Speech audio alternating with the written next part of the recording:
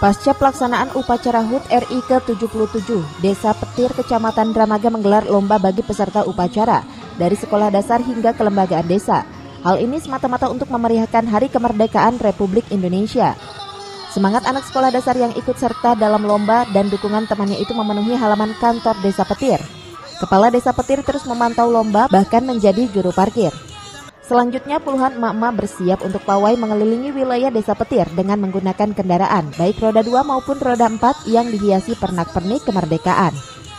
Upacara bendera menyambut ulang tahun RI ke-77 sekarang diadakan antusiasnya lumayan masyarakat. Makanya untuk ke depan kita lebih semangat lagi dan bisa lebih kebersamaannya lagi. Ya intinya kita saling menjiwai jiwa patriot aja gitu Pak ke depannya.